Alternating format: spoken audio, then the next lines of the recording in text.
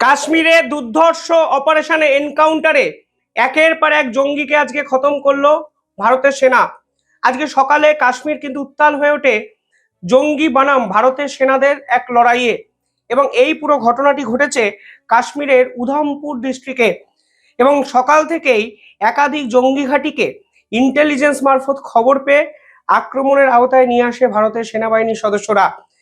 দেখুন, উধমপুর ডিস্ট্রিক্ট এবং কুপওয়ারা এই পার্টিকুলার জায়গাতে সব থেকে বড় সমস্যা হলো জিওগ্রাফিক্যাল অ্যাটমসফিয়ার। অর্থাৎ কোনো কোনো জায়গা পাহাড়ের এতটাই ভঙ্গুল একটা এরিয়াতে অবস্থিত, ফলে খুব সহজে ভারতের সেনারা কিন্তু ওই লোকেশনে পৌঁছাতে পারে না। কিংবা যখন ভারতের সেনারা গিয়ে পৌঁছায় তখন জঙ্গিরা যেহেতু লোকাল সাপোর্টটা পায়, খুব সহজে ওই জায়গা থেকে পালিয়ে যায়। পেহেলগাম হত্যাকাণ্ডের সময় আমরা কিভাবে দেখেছিলাম পুরো বিষয়টি, আপনারা দুটো ঘটনা পাশাপাশি রাখুন তাহলে বুঝতে পারবেন।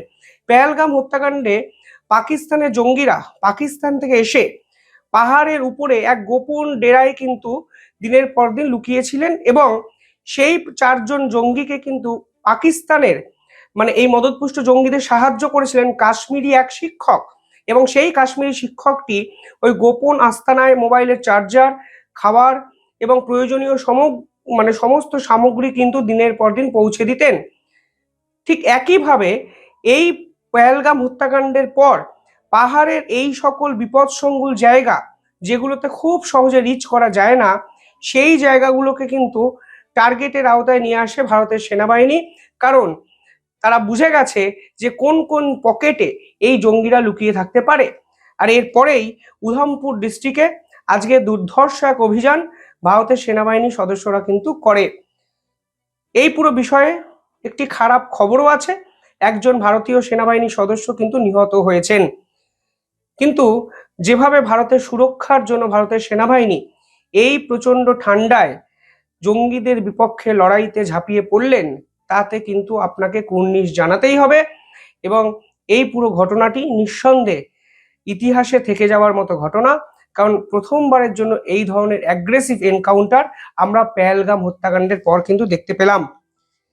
পাশাপাশি এই টোটাল কাশ্মীরের কুপওয়ারা ডিস্ট্রিক্ট বা উধমপুর ডিস্ট্রিক্টে আমি কালকেও একটি খবর আপনাদের সামনে নিয়ে এসেছিলাম যে একাধিক সফট যে ঘাঁটিগুলো আছে সেগুলোকে কিন্তু টার্গেট করা হয়েছে, যেগুলো নন কাইনেটিক রিয়াকশনের জন্য বিখ্যাত। অর্থাৎ জামাতের একাধিক সেন্টার। জামাতি ইসলামী কাশ্মীর থেকে নিষিদ্ধ হলেও তাদের কিছু গোপন ডেরা এবং আস্তানা কিন্তু আছে, যারা এই পাকিস্তানের লস্কর বা টিআরএফ এর মতো জঙ্গি সংগঠনের সঙ্গে জড়িত ব্যক্তিদেরকে গোপন শেল্টার দেয়। এই পার্টিকুলার ডেরাগুলোকে নন কাইনেটিক অ্যাকশনের জন্য কাজে লাগায় পাকিস্তান। অর্থাৎ যেখানে গোলা বন্দুকের এঙ্গেজমেন্ট নেই, সামনে হয়তো মাদ্রাসা, সামনে হয়তো মসজিদ, কিংবা সামনে হয়তো ধর্ম প্রচারকের কোনো বাড়ি, কিন্তু তার আড়ালে গোপন কাজকর্ম ভারত বিরোধিতায় এরা কিন্তু নিয়োজিত থাকেন। এবং একাধিক জায়গায় আমরা দেখেছি জামাতের বিভিন্ন গোপন ডেরায় হানা দিয়ে প্রায় 1,500 জনের কাছাকাছি ডিটেন ভারতের গোয়েন্দাদের হাতে কিন্তু তারা হয়েছেন। এবং এরপরে আজকে এই অ্যাকশন। পেহেলগাম হত্যাকাণ্ড নিয়ে এনআইএ কিন্তু আজকে চার্জশিট পেশ করলো, সেখানেও এক বিস্ফোরক তথ্য কিন্তু আমাদের সামনে নিয়ে আসা হয়েছে। এই পুরো ঘটনায় একজন পাকিস্তানি নাগরিক, যিনি এই পুরো ঘটনাটিকে অপারেট করছিলেন, তার নাম কিন্তু প্রথমবারের জন্য ভারতের গোয়েন্দারা প্রকাশ্যে নিয়ে এলেন। তার নাম সাজিদ জাট। তিনি পাকিস্তানের নাগরিক এবং তিনি লস্কর-ই তৈয়বার কমান্ডার, এবং লস্কর-ই তৈয়বারই প্রক্সি যে সংগঠন টিআরএফ দ্য রেজিস্ট্যান্স ফোর্স, তার কিন্তু অন্যতম বড় মাথা। এই টিআরএফ কিন্তু ইউনাইটেড নেশন সিকিউরিটি কাউন্সিলে এই হামলা করার সময়ও অবধি নিষিদ্ধ সংগঠন ছিল না। কারণ এই লস্কর-ই তৈয়বা বা জৈশ-ই মোহাম্মদ এরা কিন্তু সিকিউরিটি কাউন্সিলের নিষিদ্ধ সংগঠন, ফলে আন্তর্জাতিক স্তরে এদের অ্যাক্সেসটা কিন্তু কমে যায়। যখনই এরা ইন্টারন্যাশনাল স্যাংশনের মুখোমুখি হয়, তখন এরা আরো একটি শাখা সংগঠন ইনস্ট্যান্ট খুলে নেয়। ফলে এই প্রক্সি সংগঠনগুলো এই ধরনের সন্ত্রাসবাদের সঙ্গে যুক্ত করে এই লস্কর-ই তৈয়বা, জৈশ-ই মোহাম্মদ। টিআরএফ অনেকেই ভাবতে পারেন এর নাম তো অনেকেই আপনারা শোনেননি, কিন্তু এটা কিন্তু লস্করেরই একটি প্রক্সি গ্রুপ। কাজকর্ম যারা করেন সব লস্করেরই নেতা জঙ্গিরা, কিন্তু নামটা হলো টিআরএফ দ্য রেজিস্ট্যান্স ফোর্স, পাকিস্তানে বানানো একটি সংগঠন। এই সংগঠনের অন্যতম বড় মাথা সাজিদ জাট, যার বিপক্ষে একাধিক তথ্য ভারতের ন্যাশনাল ইনভেস্টিগেশন এজেন্সি আজকে পেশ করেছে এবং ভারতের পক্ষ থেকে 10 লক্ষ টাকার পুরস্কার ঘোষণা করে দেওয়া হয়েছে, কারণ এই সাজিদ জাটকে এখনো অবধি ধরা সম্ভব হয়নি। পাশাপাশি আজকে ভারতের সেনাবাহিনীর পক্ষ থেকে আরো একটা বড় চমক দেওয়া হয়েছে। পাকিস্তান লাগাতার যে অপারেশন সিন্দুরের পর্বে তুরস্কের ড্রোন ব্যবহার করছিল, তা কিন্তু ভারত এর আগেই জানিয়েছিল।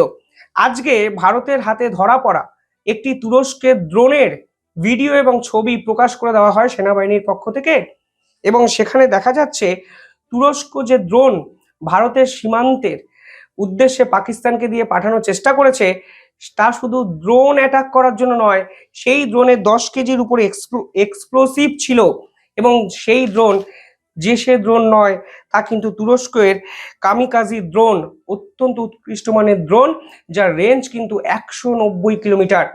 অর্থাৎ তুরস্ক সবভাবে চেয়েছিল পাকিস্তান যেন ভারতেরকে ক্ষতবিক্ষত করতে পারে, এবং তারা তাদের অভিষ্ট লক্ষ্য অর্থাৎ ইসলামিক ন্যাটো তৈরির যে লক্ষ্য, পাকিস্তান, বাংলাদেশ, তুরস্ক, আজারবাইজানকে নিয়ে ইসলামিক রাষ্ট্র গ্রুপ তৈরি করার যে লক্ষ্য, তাহলেই তারা সফলভাবে পালন করতে পারবে।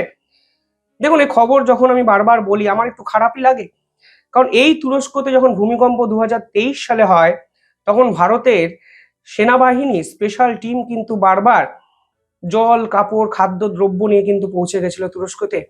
এখন ধরুন শ্রীলঙ্কা বিভিন্নভাবে ফ্লাডেড হয়ে আছে, বন্যা কবলিত জায়গা, উদ্ধার কার্যে কিন্তু ভারতবর্ষের সেনাবাহিনী ঝাঁপিয়ে পড়েছে, এবং আপনারা জানেন ভারত অপারেশন সাগর বন্ধু লঞ্চ করে দিয়েছে শ্রীলঙ্কার পাশে দাঁড়ানোর জন্য। এবার কালকে যদি শ্রীলঙ্কা, আমাদের সীমান্তবর্তী একটি রাষ্ট্র, আমাদের বিপক্ষেই কোনো চক্রান্ত করে, তাহলে ভাগ্য ছাড়া আমরা কাকে আর দোষারোপ করব? এটা দূরদর্শিতার সাথে কোনো সম্পর্ক নেই এতে। কিন্তু আমার খারাপ লাগছে যে তুরস্ক ভারত বিরোধী শুধু চক্রান্ত দিনের পর দিন করেছে লুকিয়ে লুকিয়ে, সেটা নয়, তারা পাকিস্তানের উপর বেট করেছে এবং পাকিস্তানকে দিনের পর দিন অস্ত্র দিয়ে গেছে, কোটি কোটি টাকার খেলা খেলেছে পিছন থেকে, তা কিন্তু আন্তর্জাতিক স্তর বুঝতেই পারেনি। আরো একটা ইম্পর্টেন্ট বিষয় কি জানেন, যে পাকিস্তান শুধু তুরস্কের মিলিটারি সাপোর্ট পেয়েছে তা নয়, ডিপ্লোম্যাটিক স্তরের সাপোর্টও কিন্তু পাকিস্তান দিনের পর দিন তুরস্কের পেয়েছে। তুরস্ক ইউনাইটেড নেশন বলুন, একাধিক আন্তর্জাতিক সংগঠন বলুন, সরাসরি ভারতবর্ষের অপারেশন সিন্দুরকে পাকিস্তানের নিরীহ মানুষের উপর হত্যালীলা বলেছিল। সেই ড্রোনের ছবি আজকে এক্সপোজ করে ভারতের সেনাবাহিনী প্রমাণ করে দিয়েছে আলটিমেটলি আসল খেলাটা বা খেলার চাবিটা ভারতের হাতেই। তোমরা যত ষড়যন্ত্র করবে পিছন থেকে, সেনাবাহিনী ঠিক এইভাবে আন্তর্জাতিক স্তরের সামনে তোমাদের মুখোশ টেনে খুলে দেবে। সেই কামিকাজি ড্রোন, যার 2 মিটার উইং স্প্যান এবং এটি প্রায় 170 সিসির দুটো স্ট্রোক ইঞ্জিন দ্বারা কিন্তু তৈরি, অর্থাৎ অত্যন্ত উৎকৃষ্ট মানের একটা ড্রোন, যা পাকিস্তান সেনাবাহিনীর পক্ষ থেকে ছোড়া হয়েছিল ভারতকে লক্ষ্য করে। কিন্তু ভারতের সেই বুক চিতিয়ে লড়াই করা S-400 ডিফেন্স মিসাইল সিস্টেম, আকাশ তীর defence system, multi layered defence সিস্টেমের কাছে সেই ড্রোন একটা ফুটো অবধি ভারতের আকাশে করতে পারেনি, এবং সেই ড্রোন এখন ভারতের সেনাবাহিনীর মিউজিয়ামে স্থান পেয়ে গেছে। আপনারা দেখুন, জাদুঘরে পাকিস্তান দুদিন পরে এমনিই যাবে। এখন শুধু ড্রোনগুলোকে দেখিয়ে পাকিস্তানকে বার্তা দেওয়া যে যেখানে তোমাদের ড্রোন এখন আছে গোটা বিশ্ব দেখছে, একদিন ডাইনোসর হয়ে তোমাদেরকেও গোটা বিশ্ব এইভাবে দেখবে। যাই হোক, কমেন্টে জানাবেন কিভাবে দেখছেন পুরো বিষয়টি, আর চ্যানেলটিকে ভালো লাগলে একটু সাবস্ক্রাইব করে পাশে থাকা বেল আইকনটি ক্লিক করবেন এবং দেখতে থাকুন দ্য ইন্ডিপেন্ডেন্ট নেটওয়ার্ক। ধন্যবাদ।